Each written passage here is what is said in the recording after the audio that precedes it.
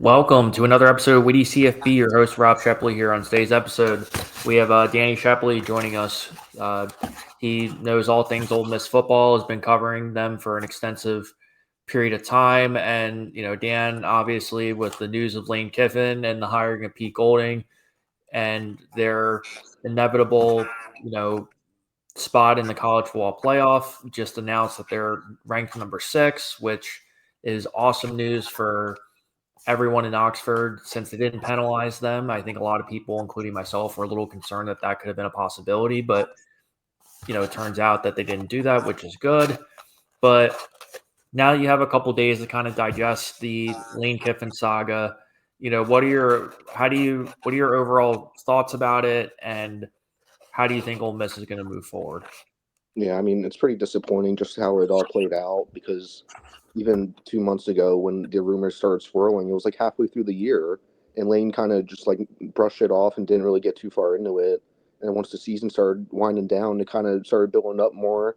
You can tell it was a huge distraction well, it should have been for the team, but they were still able to rally behind him. And then after the Mississippi State game, I feel like I watched the post game press conference and all the things like that. I feel like you could tell that this was going to be his last game as the head coach of Ole Miss. And with that being said, it's really encouraging to see the team rally around Pete and just in general of not just giving up on the season because Lane's gone and wanting to prove to him and everyone else that we're still a legit team even if our head coach left. Yeah, because especially too, the Egg Bowl is obviously always a big game, and as I was watching that, I was just thinking to myself, like, man, if that's Lane's last game, at least it was an emphatic victory.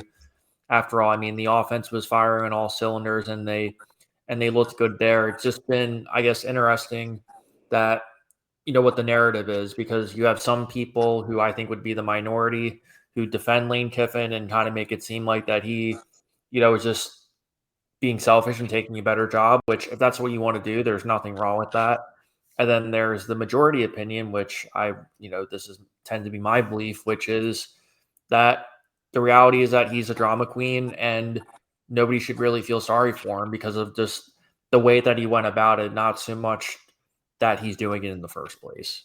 Yeah, exactly. He could have. I feel like he could have been a lot more transparent throughout the year of his intentions because even when he left, like he pretty much gave an ultimatum of saying like if you don't come up with me on the plane, then like you're not even going to be a part of what we're doing at LSU.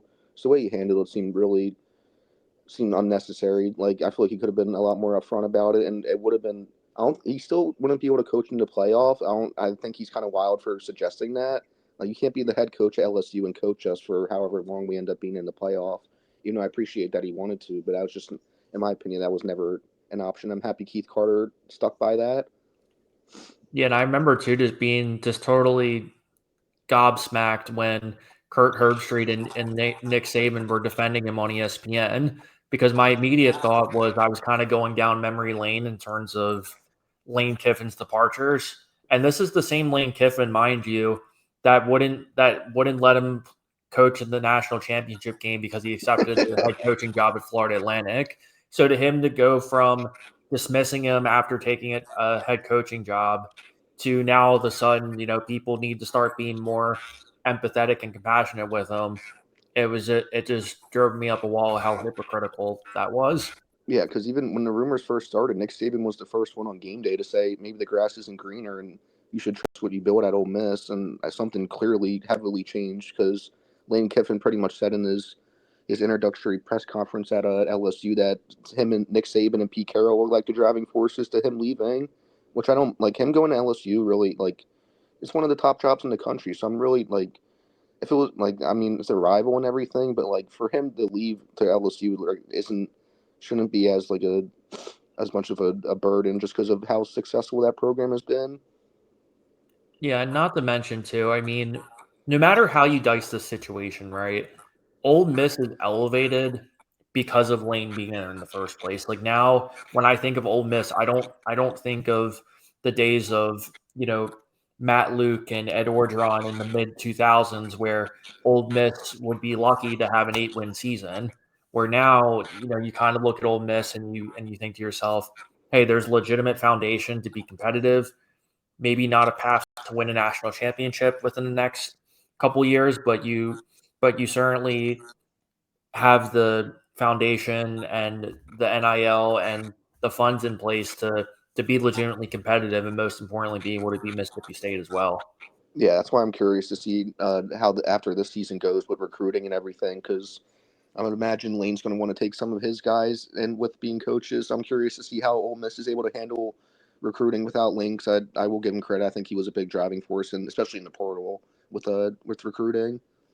Yeah, especially too. I mean, NIL and the transfer portal, like that's always going to be a part of it too, right? Now, there's always parts of it too that we don't necessarily know about, especially too when you're a private university. For example, you don't have to disclose shit about Yeah, anything really. Like you can pay people what you want for the most part. Obviously, there's a set amount of funds that the school can directly pay an athlete, but it doesn't stop collectives and other organizations from being able to pay athletes as well. But I think no matter how you dice this too, in terms of just, where kind of Ole Miss sits, I mean, a lot of people like to point towards how rural Oxford, Mississippi is. A lot of people like to point towards the historical aspects of it, or how in Death Valley they have another 30,000 people in the stadium. And I think everyone gets that part of it. It's just the matter of the principle and how you go about it. And most importantly, he could have handled it in a more classful way as opposed to kind of making it all about himself as opposed to the team. yeah. I find it hard to believe that he said he didn't know until like Sunday morning that I think that's all BS, and I think he was trying to make a big spectacle of it, which I really don't know why. He's been here for 6 years. It's been a great ride. I don't understand. I'm sure more is going to come out about it over the next couple of months, but I'm just real curious. I'd love to be a fly on the wall when they were having those conversations, especially when they were watching when Keith Carter and Lane were watching the Iron Bowl. Like if Arbin won and we would have been the SEC championship, like would he have coached in the? I would have been. It would have been interesting to see how that would have played out.